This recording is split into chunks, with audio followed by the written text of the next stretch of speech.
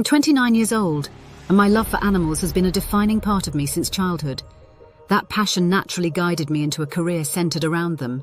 I'm currently working as a veterinary technician, but for a period, I also ran a small side business where I provided pet sitting services for people traveling or on vacation. My clients ranged from dog and cat owners to those with birds and reptiles. Occasionally, I'd house sit for entire weekends for clients who lacked family or friends to help. As a young woman working in a veterinary clinic, most people were at ease with the idea of me staying at their homes. I wasn't just a stranger. My credentials were easily verifiable online. One afternoon, I received a message from a man named Greg asking if I could watch over his pets for the weekend. He had a large cockatoo in its late 20s and a shy little tabby cat. Greg quickly mentioned payment, $300 for the weekend. It seemed like a fair offer, so I agreed. I had handled cockatoos before, but this was my first time watching one for an entire weekend. Greg's home was an unremarkable house at the corner of a quiet street. He appeared to be in his late 50s, a bit stocky, with silvering hair and a trimmed beard. He greeted me warmly, as many animal lovers tend to do. After a brief chat, I met his cockatoo, Benny, and his cat, Luna. Benny was enormous, larger than I expected. Greg went over his care routine and the ways to calm him down if he became too noisy. As Greg handled Benny, the bird repeatedly squawked, "Greg's back!" Greg chuckled, explaining that Benny always said that when he saw him. Benny also knew a few other short phrases.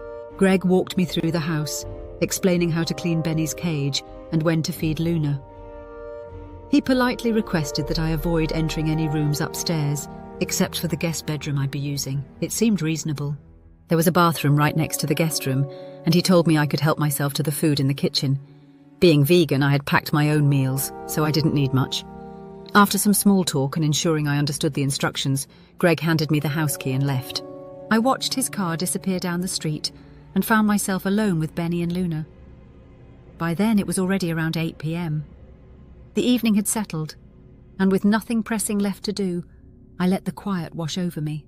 Luna was out of sight, and Greg had left enough food in Benny's cage for the night. His cage sat prominently in the living room near the television. I turned on the TV and settled on the couch. Benny quietly observed me from his perch. Hours passed as I relaxed and enjoyed dinner. With nothing else planned, I decided to turn in early. I left the bedroom door ajar and dozed off, only to wake in the middle of the night to an odd sound. It was brief but distinct, almost like two sharp cracks echoing faintly through the house. I sat up, listened for a few moments, but heard nothing else. Benny was downstairs. It wasn't unusual to hear noises from a large bird. The next day passed uneventfully. I cleaned Luna's litter box, refilled her food, and let Benny out of his cage for a couple of hours. He perched behind me on the couch while I watched TV. Greg had assured me that Benny and Luna typically kept their distance from one another. Later, I went for a walk in the nearby park, video called some friends, and grabbed takeout for dinner.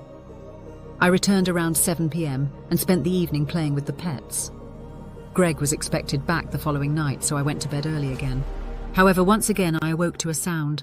This time I swore I heard the bedroom door close. My eyes snapped open and I noticed the door was shut. I distinctly remembered leaving it open.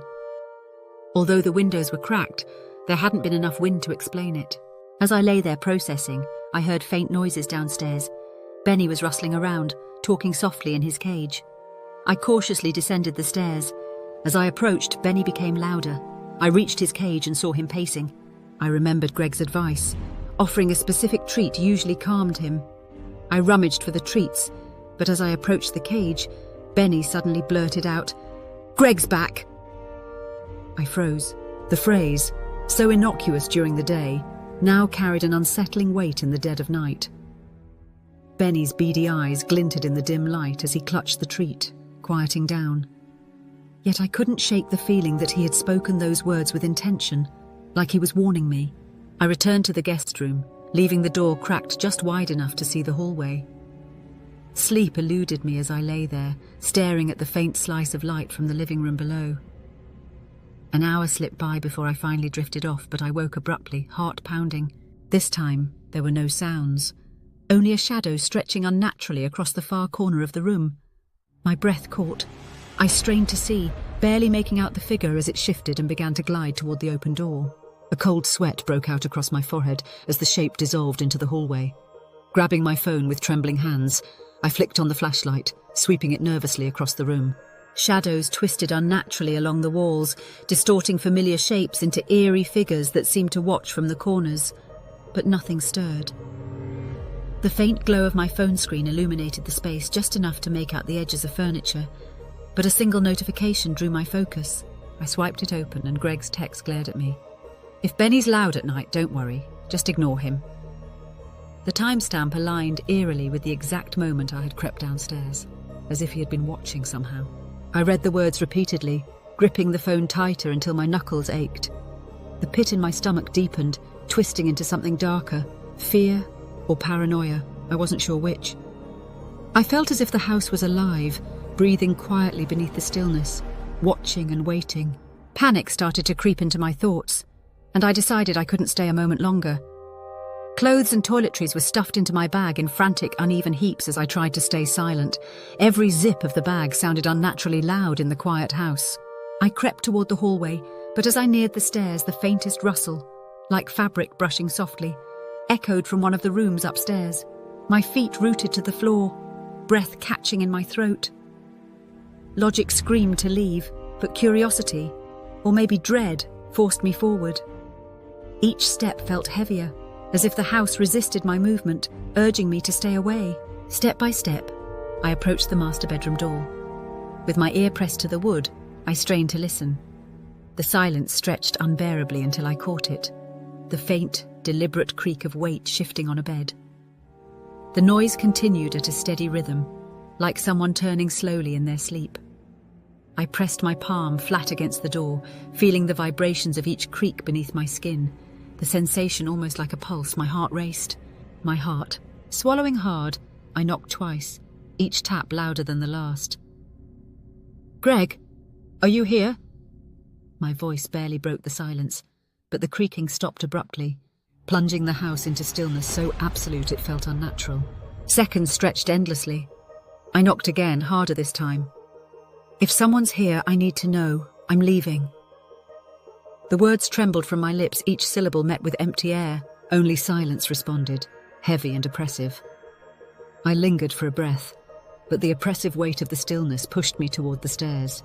As I grabbed my bag and Benny's eyes followed me from his perch, I couldn't shake the feeling that the house itself was holding its breath, waiting for me to cross the threshold. A shiver traced down my spine as I unlocked the door. Just before stepping out, I hesitated, half expecting to hear Greg's voice call from upstairs, but nothing followed.